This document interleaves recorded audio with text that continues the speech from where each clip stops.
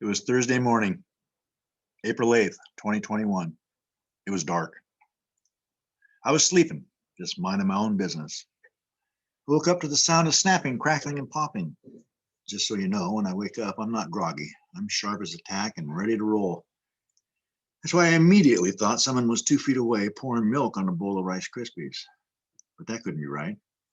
I haven't had Rice Krispies in the house since the day my dog knocked the box off the counter and into the sink. I thought we were being attacked, and so did my dog. Haven't seen him since. As I said, I snapped to when I awake, and then I immediately started going through the possibilities. Since I was looking at cereals for the answer, I thought about the Wheaties I bought a while back, and when I say a while back, I mean it was a while back. I was inspired by Bruce Jenner's win in the decathlon and started every day with a healthy bowl or two.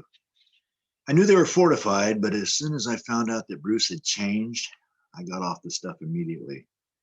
I don't need that kind of fortification. If a cereal can turn a perfectly healthy man into a Republican, I want nothing to do with it. As I'm rapidly going through the Rolodex in my mind, looking for what could be the answer to the source of my sound, I had a vision and received a message. It was Fire Marshal Bill. You'll never guess what he said. Let me show you something. Fire!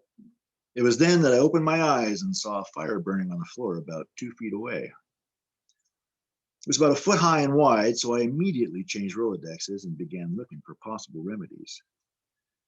I could get out of the house, let it burn down, and collect the insurance, but that's like getting in a car wreck on purpose, and just couldn't get myself to do it. Damn. Next, I thought I should probably put it out, but how? I have 2 fire extinguishers. Here they are. I spotted them 3 days later behind the house where I'd been sleeping in my outdoor bungalow. I apparently wanted to be ready in case the straw or that gas can went up in flames. I'm actually glad I didn't try to use one. If I would have grabbed the gas instead, poof, there goes my mustache and eyebrows. But they were too far away to utilize, and I had to act fast. Water! But like the fire extinguishers, it was too far away. The closest was in the kitchen. As I thought about it, though, I came to the conclusion that I didn't want to pour water on it because of the electrical connections close by. That was also one of the reasons why I didn't want to pee on it.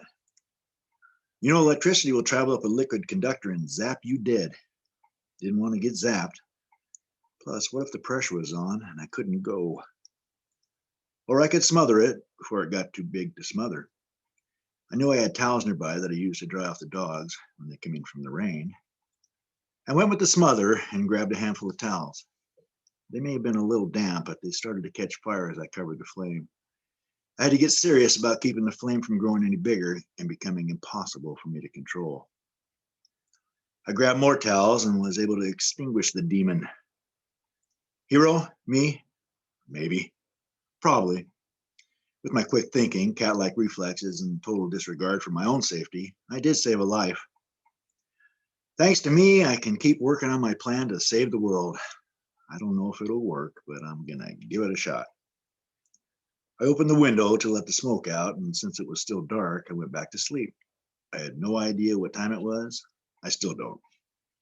The next thing I know, which wasn't what time it was daylight, and someone was at my window saying, "Fire department, get out of the house." It was a firefighter in full regalia.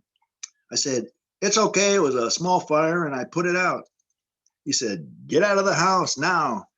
So I reluctantly got up and he came in. I explained to him about the fire and he said it's been smoking from under the house.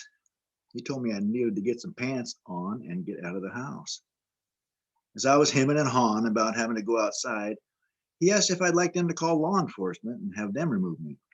I said, "I gotta find my shoes." He said, "There's some boots. Put them on." So I put on my pants and boots and went outside where all kinds of fun stuff was going on with fire trucks and hoses. Fortunately, they didn't need the hoses. A chainsaw was the tool used that day. They cut out a 4 by 6 foot section of my bedroom floor to corral the burned area. It was growing in the subfloor and into the floor joists. I had put out the flame, but it didn't put out the heat. These are the bottoms of the floor that was continuing to burn for a few hours. If it would have gotten into the cedar siding, it could have flamed up and a small problem would have turned into a big one. Whew.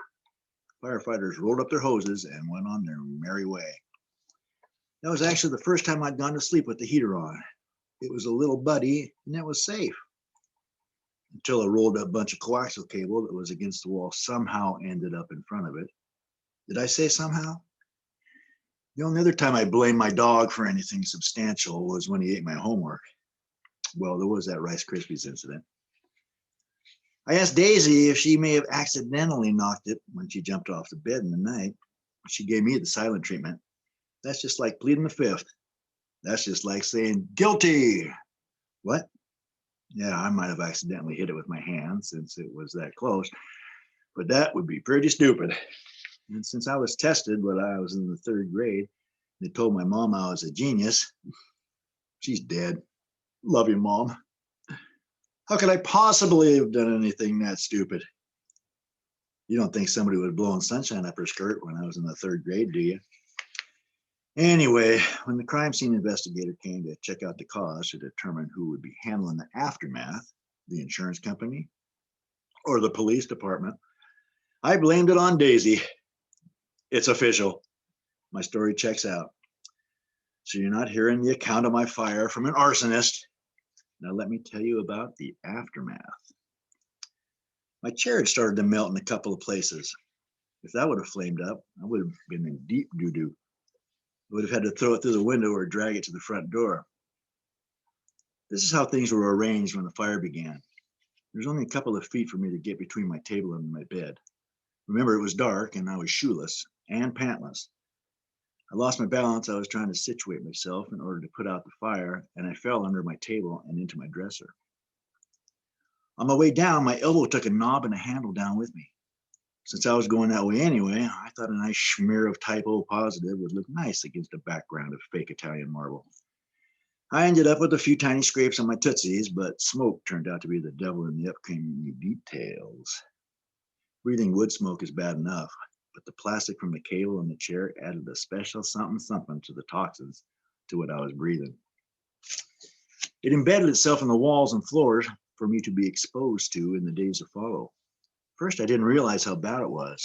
I wasn't repulsed by the smell enough yet to force me outside. I slept in the house Thursday, Friday, and Saturday nights before I realized I was poisoning myself. Let me tell you how I realized it. I wasn't feeling any ill effects until Saturday. I went to Comcast to get new cable since mine had melted. I was feeling really shitty, unnerved kind of shitty. Never felt anything like it.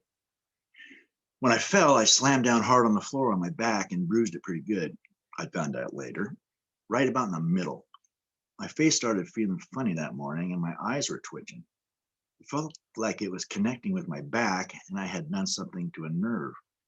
Together with the nausea that I had going on for some reason, I sincerely didn't want to be alive if that's what I was going to have to feel like. I went to the clinic, not the free clinic for BD, the one that President Obama made free for me. I used the Franciscan Clinic on Canyon Road.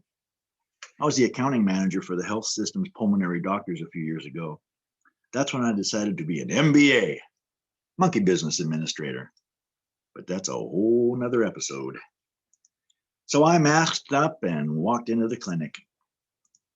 I weighed in at a svelte 186.4 in my 6'1" frame and had my temperature and blood pressure checked. Perfect.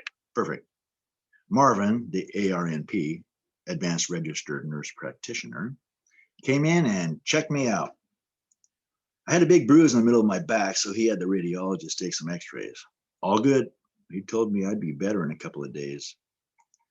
And he ordered up prescriptions for 800 milligram ibuprofen for pain, 500 milligram methocarbamol as a muscle relaxer, and 25 megabytes, not those, hydroxyzine HCI for itching and anxiety.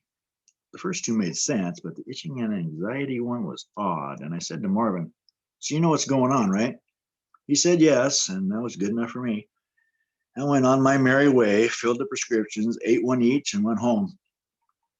When I asked Marvin if he knew what was wrong with me, and he said yes, I should have had him tell me. I figured it was the nerve thing and called it good. I slept in the house again that night, not knowing I was saturating my liver even more with the toxins surrounding me, and woke up with the most horrible feeling, including big-time nausea. I've never felt before. It was a lot worse than it was the previous day when I was motivated to go to the clinic. I didn't see it because I don't look in the mirror much, being afraid of what I might see, but my face was red and the skin under my eyes was all squinched upwards and twitching. I was nauseous and my hands were shaky. And I still had that ominous feeling on my back every time I felt something in my face. That connection was the reason I thought it was a nerve in my back that was causing the problem. It was about 6 a.m. Sunday morning. I was sitting on the front porch trying to relax and cope with whatever in the hell was going on when it began getting worse. I was getting worried and felt the need to get up and move around. I roamed for a while around the garden. It was getting really bad, so I decided I should be by the fence in front along the road. Maybe somebody would see me if my heart quit working, and I dropped. It was about 6:30 when I decided I couldn't live like this, worse than I couldn't live with how I felt Saturday. So I called my friend and garden guru, Roxanne, who's also the owner, operator of Pets Are Precious Dog Grooming on 104th and Canyon Road. That's Pets Are Precious Dog Grooming. 253-537-5433. Give them the promo code Mike sent me. You won't get a deal, but I get 50 cents each. But I have to split with 50 cents for using his name, but a quarter's better than nothing. And see if she could come and take me to the ER. That's right. I decided to go to the ER. That's how scared shitless I was that something bad was going to happen if I didn't get some help. Mucho pronto. She showed up toot sweet and off we went. I told her hurry a number of times en route. And I threw in please hurry a few times for emphasis. We got to Good Samaritan Hospital in Puyallup, which was another place in whose accounting department I worked. It's on my resume. I got out before we stopped, masked up, and went in up to the intake counter. I sat down and said, please help me, and told them about the fire. They hooked me up to an EKG and checked my oxygen flow. Everything was good. They gave me a liter of saline solution and stuff through an IV. My directions were to drink water and continued the medication that was prescribed the previous day. We had a discussion about the amount of water I drank in my coffee and was told that it didn't count. I was on my way back home to deal with 2.5 weeks of feeling terrible, including the good old nausea. I didn't take the rest of the pills. I'm not into taking stuff if I really don't need it. I figured I didn't need it. So I couldn't go in the house except to take a hot shower in the middle of the night because it seemed to ease my nausea a bit. But it was cold getting out and going back outside. I slept outside, barely eating, barely sleeping on a twin bed with 2 dogs, and one of them is getting bigger every day. And they put the squeeze on me, and it was cold. But the cleaning got done, and I've been sleeping inside as of Wednesday, April 28th. I've been feeling better since Monday. Speaking of better, I came up with a good slogan when I rebuild my floor and the rest of the house. I'm gonna build back better. Pretty good, huh? So that's what happened. Now let's see how good of a neighbor State Farm really is. I have big plans. See you soon.